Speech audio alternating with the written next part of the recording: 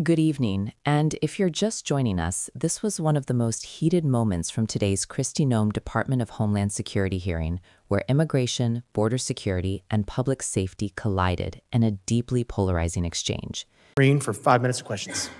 Thank you. The previously Democrat-controlled administration allowed over 13 million border crossers from over 170 countries and territories to break our laws, invade our country, rape our women and children, and murder our own people.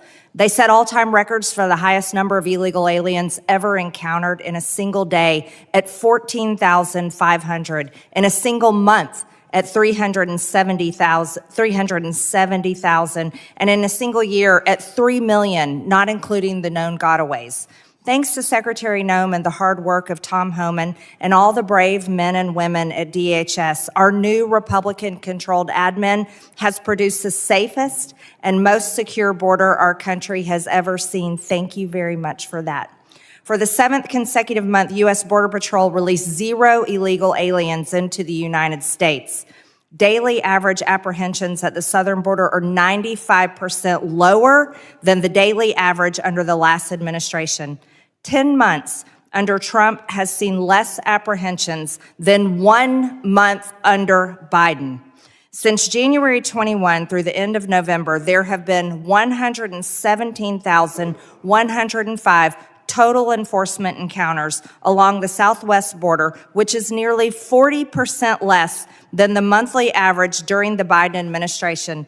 Meanwhile, there has been an 8,000 increase in death threats against ICE law enforcement.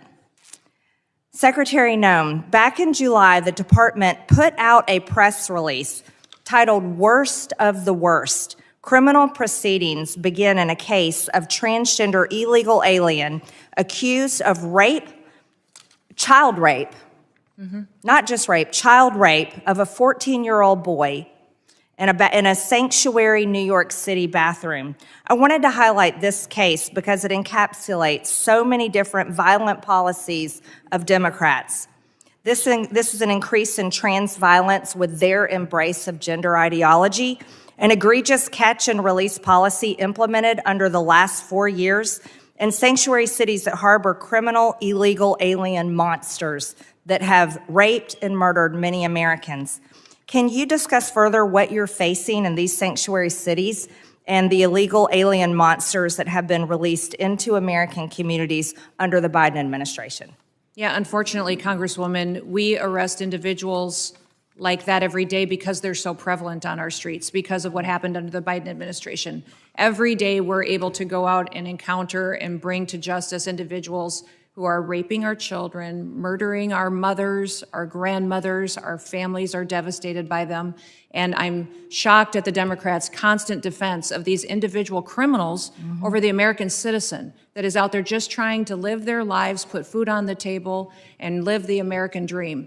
And what we do at the Department of Homeland Security by making sure that we're out enforcing the law every day is making sure that those families get a chance to do that. So I'm so grateful for them. The 8,000% increase in death threats is real. These ICE agents and CBP officers that are out on our streets doing God's work live in these communities. They live there.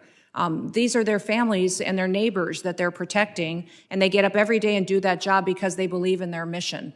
They take an oath, and they are honorable men and women who are serving with greatness during a challenging time when activists and radicals attack them and put their lives in danger. I think it's shameful to see the defense of individuals who break our laws. We are a nation of laws. If we are not a nation of laws, we're no nation at all. And that is what we are doing every day, is following laws. If you guys don't like the law, go change it. That's your job. You don't complain. I was raised by a dad who said we don't complain about things. We fix them. Well, go fix them. If you don't like the law, quit bellyaching, quit hitting and attacking our ICE officers, quit going out and protesting and screaming vile things at them, quit calling them names. We wouldn't let our children do that. Go do something that actually matters by having an honest debate and changing the law. That's your jobs. You all should be fired, in my viewpoint.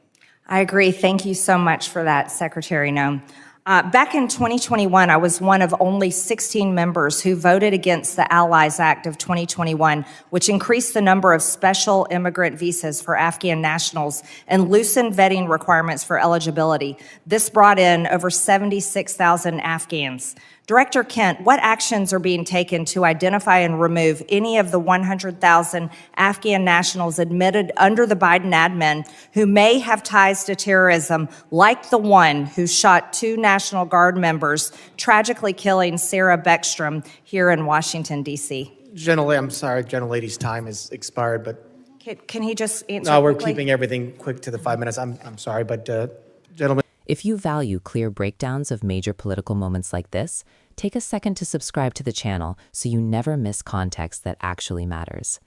Congresswoman Marjorie Taylor Greene used her full 5 minutes not to ask routine questions, but to deliver a sweeping indictment of the previous administration's border policies, citing record-breaking migration numbers and linking them directly to violent crime, national security concerns, and what she described as a breakdown of law enforcement morale.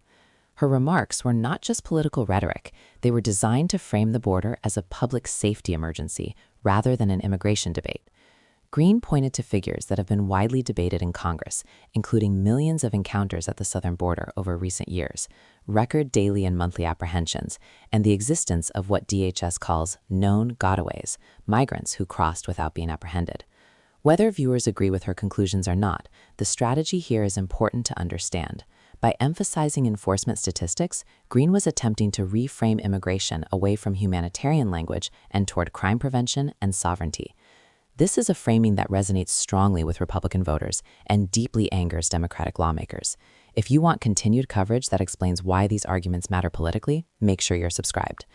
The most controversial moment came when Greene referenced a DHS press release involving a criminal case in New York City, tying together sanctuary city policies, catch-and-release practices, and broader cultural debates around gender identity. That framing immediately raised alarms for critics because it blends immigration enforcement with highly charged social issues. Supporters see it as confronting uncomfortable realities. Opponents see it as inflammatory and misleading. What's critical here is not just what was said, but why it was said in this setting. Congressional hearings are as much about shaping public narrative as they are about oversight. Secretary Kristi Noem did not distance herself from Greene's language. Instead, she doubled down, arguing that DHS agents are encountering violent offenders daily and blaming prior policies for putting criminals back on the streets. She emphasized a dramatic rise in death threats against ICE and Border Patrol officers, portraying agents not as faceless enforcers, but as neighbors, parents, and community members under threat. This part of the exchange is key for viewers to understand. DHS leadership is deliberately humanizing enforcement officers to counter years of activist criticism. By framing agents as victims of political hostility, the department is attempting to rebuild public sympathy and justify aggressive enforcement measures. If you appreciate this kind of behind-the-scenes explanation, don't forget to subscribe. Noem also delivered one of the clearest ideological statements of the hearing, insisting that the United States is a nation of laws, and that lawmakers who dislike those laws should change them rather than attack law enforcement. That message was aimed directly at Democratic members of Congress, but also at voters frustrated by years of partisan gridlock on immigration reform. Greene then pivoted to a national security angle, referencing her vote against the Allies Act of 2021, which expanded special immigrant visas for Afghan nationals following the U.S. withdrawal from Afghanistan. She raised concerns about vetting standards and cited a tragic shooting involving an Afghan national as justification for revisiting those admissions. This is a reminder that immigration debates are no longer limited to the southern border. They increasingly intersect with terrorism fears, refugee policy, and global instability. Before officials could fully respond, her time expired, cutting off what could have been one of the most consequential exchanges of the hearing. That moment alone underscores how much power lies in 5 minutes on Capitol Hill, and how carefully those minutes are used to send messages far beyond the room. As this debate continues, the central question remains unresolved. Is the border primarily a humanitarian challenge, a law enforcement crisis, or a national security threat? Today's hearing made clear that Republicans and Democrats are answering that question in fundamentally different ways. If you want continued coverage that goes deeper than headlines, that explains not just what happened, but why it matters, make sure you subscribe to the channel right now. We'll keep breaking down these hearings so you can form your own informed opinion, not just react to political soundbites.